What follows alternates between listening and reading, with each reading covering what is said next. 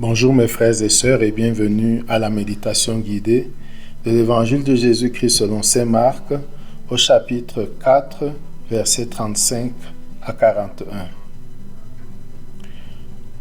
Ce jour-là, le soir venu, Jésus dit à ses disciples : « Passons sur l'autre rive. » Quittant la foule, ils amenèrent Jésus comme il était dans la barque, et d'autres barques l'accompagnaient.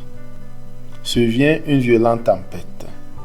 Les vagues se jetaient sur la barque, si bien que déjà elle se remplissait. Lui dormait sur le coussin à l'arrière. Les disciples le réveillent et lui disent : « Maître, nous sommes perdus, cela ne te fait rien ?»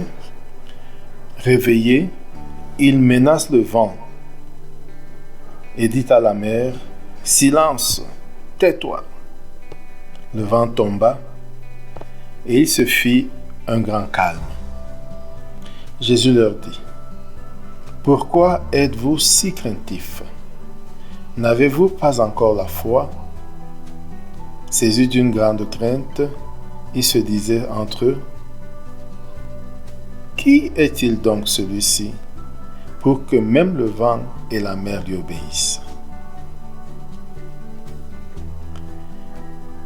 Maintenant, ce texte est un texte important pour l'allégorie de la foi.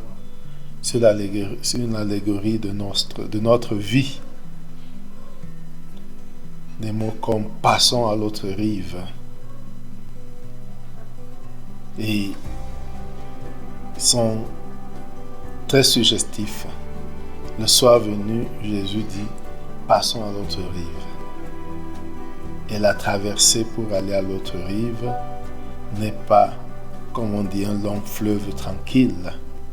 C'est une traversée tumultueuse qui peut représenter la traversée de notre vie, de la naissance à l'autre rive. Ça, c'est déjà une interprétation. Le texte a comme point, comme idée générale, justement, la traversée avec ses péripéties. 3 points. Jésus qui invite à quitter une rive pour l'autre. 2e point, le voyage. Jésus dort et à un moment donné s'élève une tempête. Jésus est réveillé et apaise la tempête. 3e point, reproche de Jésus à ses disciples. N'avez-vous pas encore la foi ? Et eux, ils découvrent aussi une autre facette du Maître. Maintenant, entrons en méditation. Au nom du Père et du Fils et du Saint-Esprit. Amen. Prenons conscience que Dieu est présent et rendons-nous présents à cette présence. Ressentons cette présence de Dieu et ressentons notre présence devant Dieu.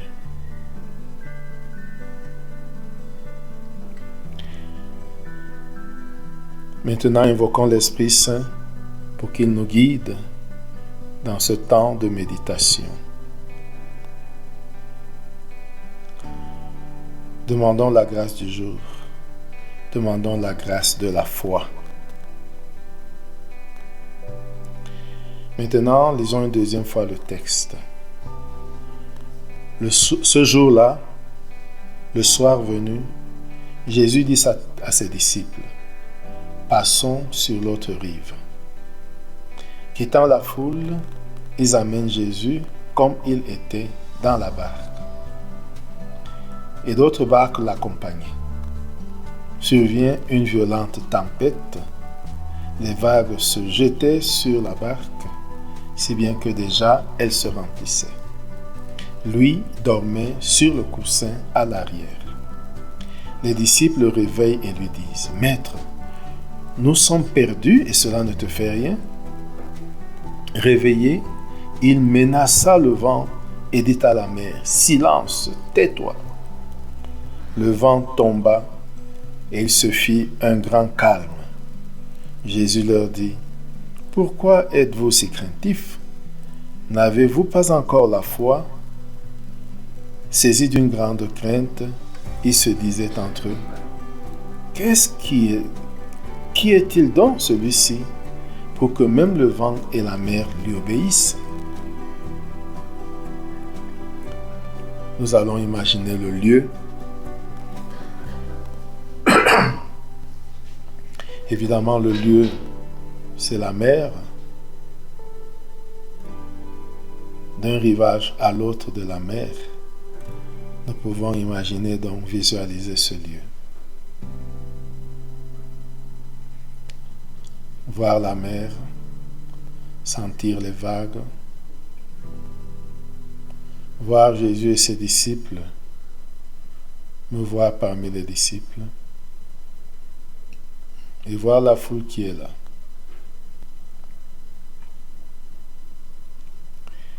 Et regardons, écoutons Jésus qui dit à ses disciples, le soir venu, « Passons sur l'autre rive. »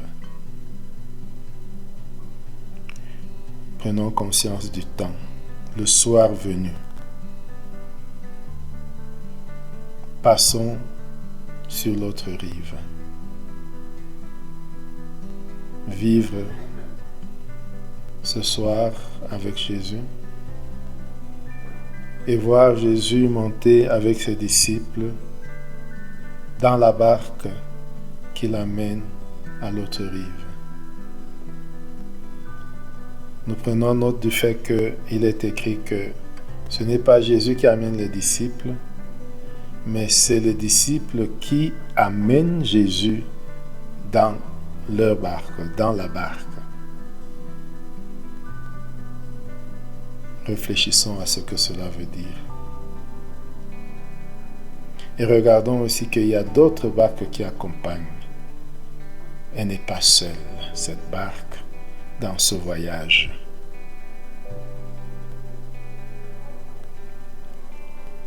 Contemplons la scène de ceux qui entrent dans la barque pour entreprendre ce voyage vers l'autre rive. Et entrons aussi dans cette barque, celle où Jésus est présent.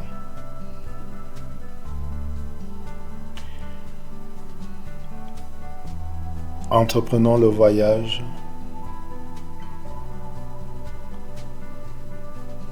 et on nous dit, survient une violente tempête. Les vagues se jetaient sur la barque, si bien que déjà elle se remplissait. Vivons cette tempête. Ressentons cette violente tempête. Cette eau qui commence à remplir la barque. Et regardons Jésus. Jésus, qu'est-ce qu'il fait pendant ce temps? Il dort tranquillement dans un coussin à l'arrière. Regardons le contraste entre la panique à bord des disciples et le calme de Jésus qui dort. Ressentons ce contraste.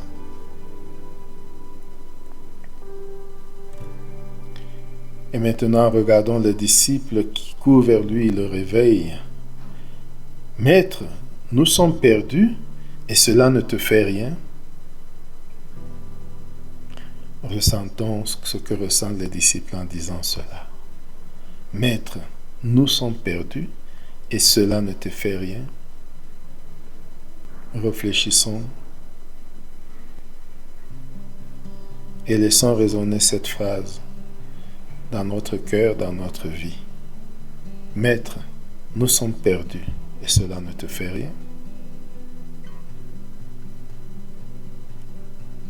Peut-être que j'ai déjà ressenti cette situation dans ma vie.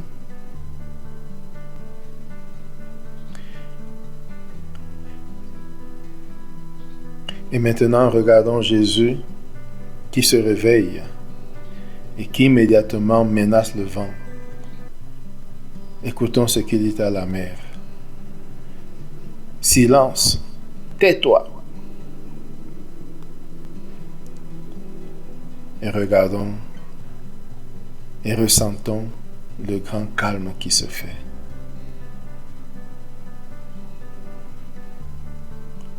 Restons un peu dans ce calme.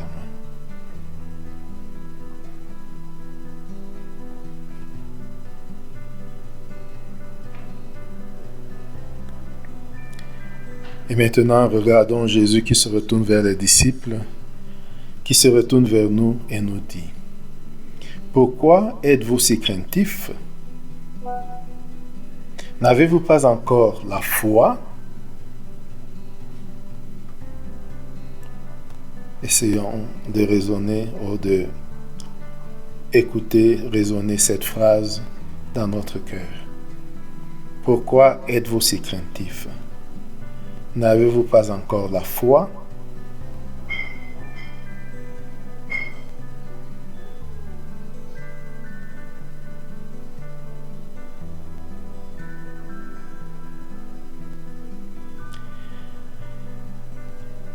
Et ressentant aussi ce que ressentent les disciples. Ils sont saisis d'une grande crainte et ils se disent entre eux, « Qui est-il donc celui-ci pour que même le vent et la mer lui obéissent? » Qui était donc celui-ci pour que même le vent et la mer lui obéissent? Contemplons Jésus un temps. Voir celui-ci que même le vent et la mer obéissent.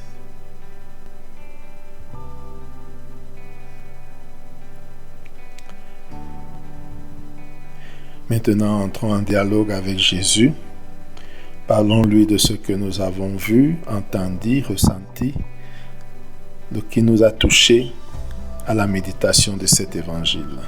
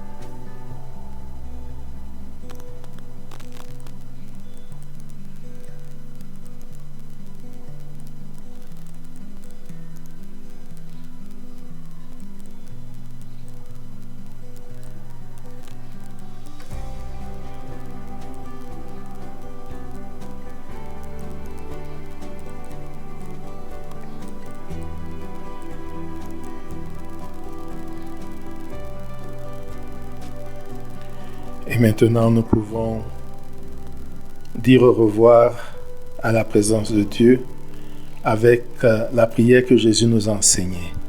Notre Père qui es aux cieux, que ton nom soit sanctifié, que ton règne vienne, que ta volonté soit faite sur la terre comme au ciel. Donne-nous aujourd'hui notre pain de ce jour. Pardonne-nous nos offenses, comme nous pardonnons aussi à ceux qui nous ont offensés, et ne nous laisse pas entrer en tentation, mais délivre-nous du mal. Amen. Au nom du Père, et du Fils, et du Saint-Esprit. Amen. N'hésitez pas à écrire vos commentaires et vos doutes. J'y répondrai certainement. Bonne journée.